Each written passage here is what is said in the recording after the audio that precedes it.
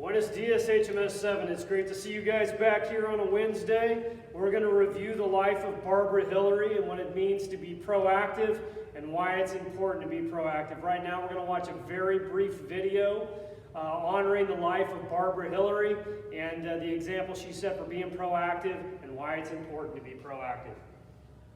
This week, we highlight another life well lived. On April 23, 2007, 75-year-old Barbara Hillary completed her long trek to the North Pole and made history as she stood on top of the world. That day, Barbara became the first African-American woman ever to reach the North Pole, and she wasn't finished there. Less than 4 years later, at 79 years old, Barbara made history again when she reached the South Pole. Barbara's life journey began in Depression-era Harlem, where her mother raised 2 girls alone while working as a housekeeper after her husband died. Encouraged by her mom that education was the way out, Barbara graduated college, earned a master's, and became a nurse, her profession for more than 50 years. In retirement, she traveled to Canada, where she gained an appreciation for wildlife in the northern outdoors. It was there Barbara decided she would become the first African-American woman to set foot at the North Pole. Among the challenges, she had never skied, which she'd need to do to reach her destination. Her breathing capacity was limited by surgery for lung cancer a decade earlier, and she didn't have the money she'd need to get there.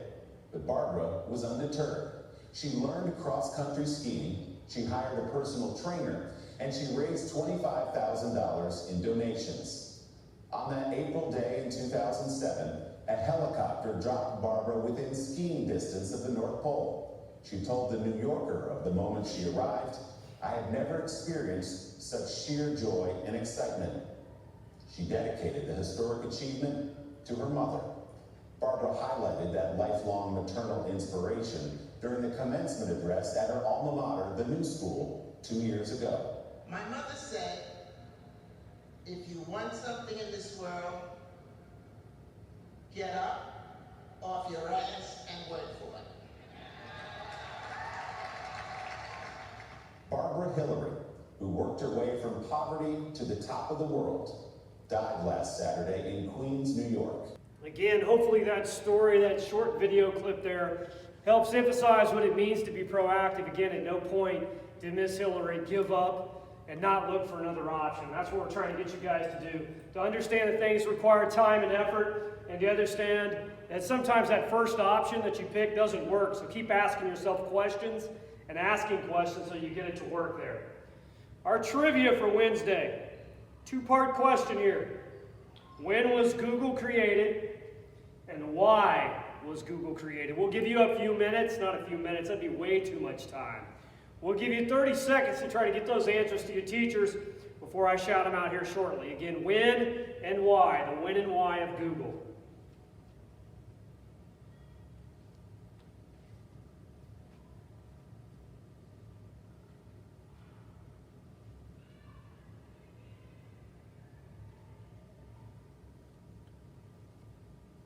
Well, hopefully we've got some answers distributed that we can come out and reward some people with.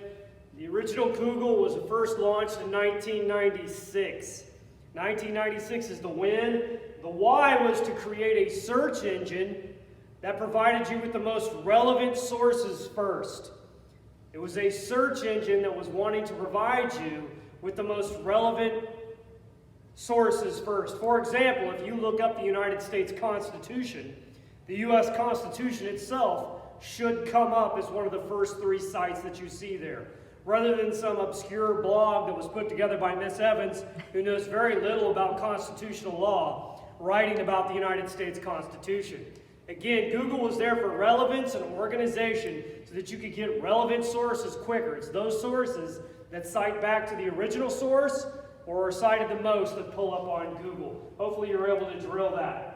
Again, continuing on with our Spirit Week today, throwback, Thursday's favorite character day, and Friday's blue and gold day. Last thing I'll leave you with is a reminder, if you did not get your learning assurance logs turned into your homeroom teacher, please get those turned in this week. We will continue to round you up. Again, those don't necessarily mean anything. All they necessarily mean is this.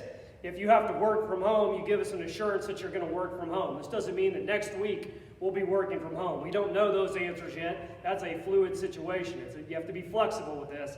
This is just covering our bases. We love you guys. Can't wait to see you around today. Have a strong Wednesday.